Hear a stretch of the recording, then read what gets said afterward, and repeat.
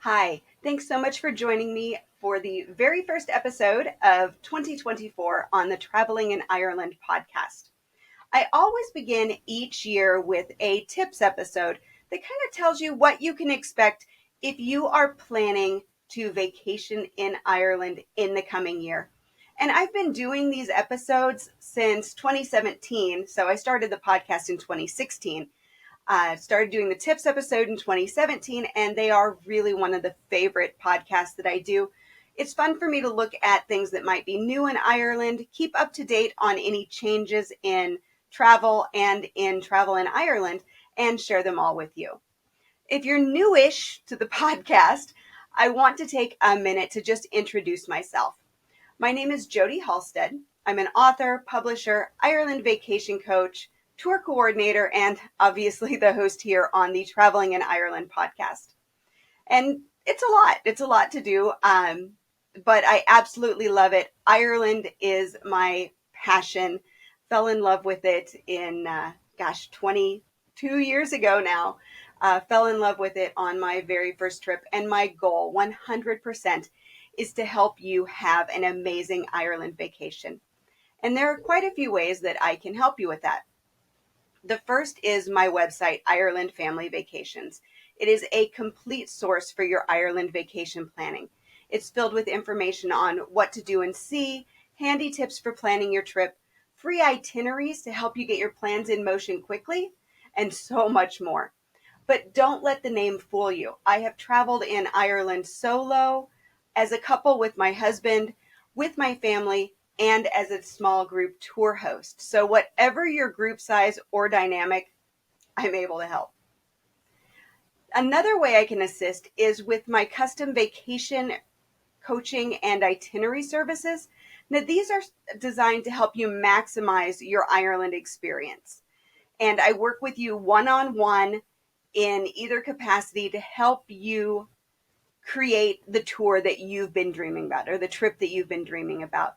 I get down to the root of what you like, what you expect, what your hobbies are, what maybe wouldn't be a good fit for you, and really help you to outline and define your perfect Ireland vacation.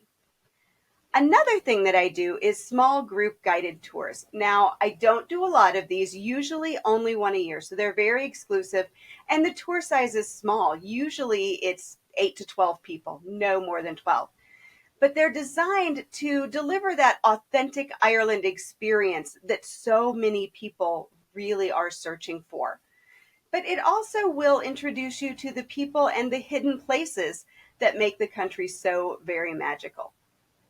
Just as an aside, I do still have a few spots available on my special tour this fall. It's at the end of October 2024, and I promise it's like nothing else you've ever seen. If you want to know a bit more, you can pop over to episode 184 and get more information. Or, as always, my show notes have links to everything I talk about. So feel free to pop over into the show notes, go to the website, and get all the information you need. Now, if you love the process of planning your own trip, the My Ireland Vacation Planner and Journal walks you step by step through my process, from when to visit and how long the perfect vacation is, to what to see, where to stay, and even what to eat. And if I do say so myself, it's a pretty handy little guide. And at the end, it has a journal section where you can, add in those, tour tickets or pictures or jot your notes. So it's kind of a nice memento after your trip ends. On a more personal note, I have 2 teenage daughters who I have been dragging around Ireland since before they could toddle. One very supportive husband who loves it when I plan other people's vacations because it means I'm not planning my own. And one very large, very fluffy dog who prefers that we stay in the US and travel by RV so she can come along. So now that you know all about me and how that I can help you with your Ireland vacation, we are going to jump into the things you need to know as you start to plan a vacation for 2024. First of all, we're going to talk about the Ireland travel rules and regulations. Now, this is something I didn't admittedly talk much about before COVID, but since the world shut down for 2 years, it's something that I do check periodically. Now, right now, there are no health restrictions in place for North Americans traveling to or from Ireland. Now, the reason I mention North Americans is because that is my biggest audience, US and Canadians. But I know there are others of you out there who do listen, so thank you for that. And I just want to say that I did check these yesterday. So today is January 3rd. So I checked this on the 2nd, and currently the only country with any rules or restrictions for Ireland travel is China. Now, if you're looking for current rules to travel to and from Ireland later in the year, if you visit the show notes and click through, you're going to find links to help you get current rules for traveling to Ireland from North America, the rules for returning to the US after international travel, and the rules for returning to Canada after international travel. Kind of following up on that is your cancellation policies. The thing that you need to really keep an eye on when you're booking is, what do your cancellation policies look like? Not only for your accommodations, but for your car rental and maybe even tours or trips that you've planned within Ireland that don't necessarily fall under a tour package, if that's the way you've gone. So I want you to make sure that you're keeping an eye on all the cancellation policies when you book anything. And then also do consider travel insurance if you book tickets or tours that don't allow a 100% cancellation refund. Now, one thing you do want to keep an eye on is the credit card that you're using to book these. Some credit cards do have cancellation coverage or some form of travel insurance on them. So keep an eye on that as well. Make sure you know the policy of the card that you're using when you do your bookings, but also do take a look at travel insurance. It's something that I really do recommend pretty steadily since COVID, just because you never know what's going to happen. So for more travel insurance information, pop back to episode 130 and learn a little bit more about what you might have, what you might not have, and what to look for in a travel insurance policy. Looking ahead into the tourism season, 2024 is going to be another busy year. 2023 was a terrific year for tourism. The numbers had increased from 2022, but they hadn't quite reached the levels of 2019, which was an insanely busy year for Ireland. 2024 is expected to exceed the visitor numbers from 2023. So that not only means heavy crowds in popular spots, but it could also lead to car rental shortages and full accommodations in the busy travel period. So you're looking between beginning of May, end of September. That's really the busiest time. July and August technically are the very busiest times, but in all honesty, everything from the beginning of May to the end of September in the last year or two has been very busy all the way around. So thinking about that, when you're booking accommodations, you really should get started earlier, sooner rather than later. In some areas, they're already scarce, and especially for like your budget friendly options like 3-star hotels and hostels. And the reason for that is because Ireland is currently hosting nearly 100,000 displaced people across the country. So a lot of those people are being housed in former hotels and hostels, which has cut down on the availability for those. So I highly recommend, especially if you're traveling in that busy season that I just mentioned, May to September, that you book early. If you want to wing it, which I really don't recommend in the busy season, you need to be prepared and be aware that you're probably going to be staying away from town centers. You're going to be in more rural areas that may have you a further distance from some of the things that you want to see and do. And if you're looking at any special accommodations like castles or manor houses, or location, hotels that are in popular areas, Dublin, Killarney, Dingle, Doolin, any place like that. Those should always be booked in advance if you have your heart set on staying close to something or in a certain place. Kind of pivoting into car rental, you always want to book your car as soon as you have your dates to get the best prices. Now, car rental shortages were a huge issue in 2022, not quite as much in 2023, but if you are looking for larger vehicles, you still may run into car rental shortages, especially in the busier tourism months. And as more cars are rented and the fleets grow smaller, that means higher prices with more demand. So again, go ahead and book those cars as early as you can.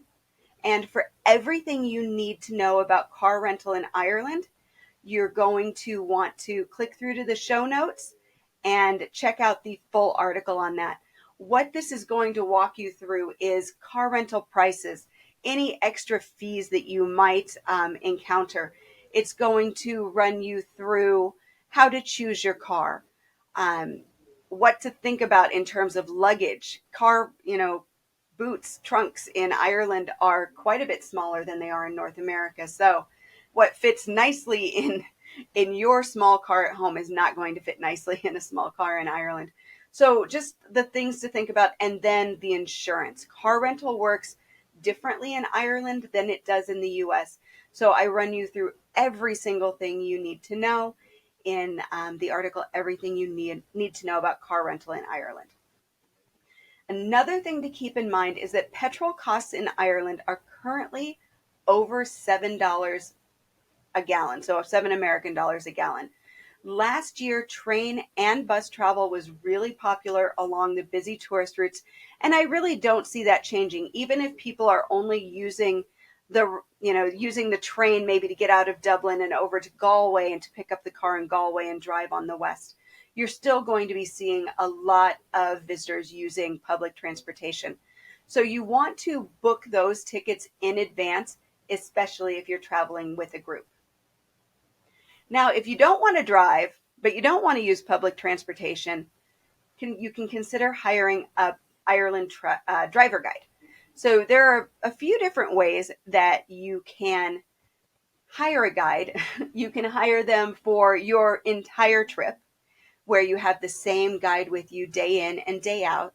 You can obviously hire them for just a day trip. So if you are based in Galway and you would like a really great tour out into Connemara, maybe you hire a driver for that, or you hire a driver to take you down into the Burren and over to the Cliffs of Moher. So hiring a driver guide for one day, always an option, especially for those really scenic areas. The Ring of Kerry is a place that I always recommend that you get a driver guide, just because it is such a beautiful area and the roads can be a little narrow and there are a lot of tour buses. So it's, in my opinion, a really great way to enjoy that ride, enjoy the scenery without the stress of everything going around you. And, and the driver, your person who would be driving, I guess, will get to enjoy it too. For large groups, say 12 to 16 people, you want to get those arrangements made early, as mini buses and touring coaches are in high demand. So probably about April, May is when I have to start really searching for drivers for those larger vehicles. So if you can get your plans in place before then and get those booked if you're looking for a driver, that is optimal. If you want to know more about hiring a driver guide in Ireland, I have a full article on that. It's called Hiring a Driver in Ireland. It's the 2024 guide. And again, that is linked in the show notes, or you can listen to podcast episode 146.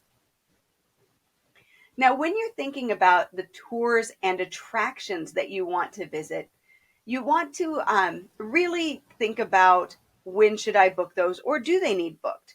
So the popular and must-see attractions like the Book of Kells, Guinness Storehouse, Kilmainham Jail, all in Dublin, and Newgrange, which is just north of Dublin, all require advanced booking to avoid disappointment.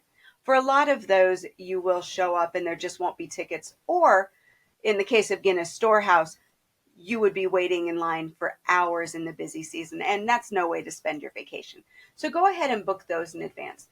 Another thing that you want to book in advance is any walking tours or guided tours that you'll be taking in the areas you're visiting. So I have some favorite tours in Ireland that I really love. The Vintage Tea Trips tour, the Irish Food Trails food tour, or their whiskey tour. So good. But if you don't book those in advance, it might be hard to get them on the day you want them. So think about that when you are deciding what to do. Now, OPW spots like Newgrange and Kilmainham Jail both offer online booking. It's 30 days in advance for Newgrange and 28 for Kilmainham. And both of those need to be booked prior to your visit because they both sell out. So you'll want to log in on that 28 or 30-day mark at midnight Irish time, if possible, and get your tickets secured as early as you can. Traveling into Northern Ireland, Carrick-a-Reid Rope Bridge operates on time tickets for both the bridge and the car park, and those do need to be booked in advance. The booking window there is 60 days. If you want to book your Giant's Causeway tickets in advance as well, you can do that 60 days in advance. If Blarney Castle is on your itinerary, I don't necessarily think you need to book that in advance, but one thing you might want to check is to see if the day you plan to visit is a day that there is a cruise ship in Cork. So Blarney Castle is 30 minutes from Cove or Cork Harbor, and if there is a cruise ship in, you've got thousands of people disembarking, and a lot of them head to Blarney Castle. So maybe just check that if you have a little freedom to be flexible with your time of visit, and visit on a day when there isn't a cruise ship in the harbor. As far as the Book of Kells goes, most of the books have been removed out of the old library. They're doing a massive deep cleaning and conservation project. But as of January 3rd, a new experience has opened that includes some virtual experiences as well. So what you'll do is you'll go through the Book of Kells, the exhibit that's there, which is a static exhibit, and you can see the actual Book of Kells. It's behind a glass case. You can't touch it. You can't turn the pages. But you'll walk through that, and then you'll go up to the old library. There are a few rows of books that are still intact, or they were intact when I was there in October. However, the rest of the shelves are empty. There is an art installation, I suppose you would call it. I believe it's called Gia, which is a massive floating earth. It's kind of interesting. I saw it when it was going in, but I haven't seen it lit up yet. But then from there, you'll go into the new exhibition, which is the Long Room Reimagined and the Book of Kells 360. And these are, I don't know how to describe them really, kind of video interactive maybe, but I'm going to be visiting in March, and I will definitely be sharing more about that experience at that time. One final tip on visiting the sites and attractions on your list: to avoid the worst of the crowds in popular spots like the Cliffs of Moher, Blarney Castle, Rock of Cashel, Kylemore Abbey, and any place similar to that. So like Giant's Causeway. Oh goodness, what else? I said Kylemore Abbey. So anyway, all of those popular spots. Try to time your visit to arrive before 10 or go after 4, and you'll miss the majority of the tour buses. It's still going to be busy. Those sites are always busy. But if you will go before the tour buses arrive and after the tour buses are ending for the day, you're going to have a little less crowding on your visit. And finally, the European Travel Information and Authorization System, so the ETIAS. This was actually set to start in 2023, and then it was pushed back to the beginning of 2024. And now it was just announced that it will roll out in October 2024. So it's probably not going to affect you at all for two reasons. Number one, Ireland is part of the EU, but it's not a Schengen member country, so it's not part of the ETIAS. So you don't have to worry about any extra visas or passport controls or anything like that when traveling to Ireland. But if your travel plans include other European countries, you'll want to visit etias.com so you'll know what is needed if you plan to travel later in the year. So there you have it. Those are the 2024 Ireland travel tips that you need to keep in mind as you are planning your vacation. I suppose that if you really just want to sum it up, do your homework and book early. And as always, I am here to help. Till next time, slán go fóill.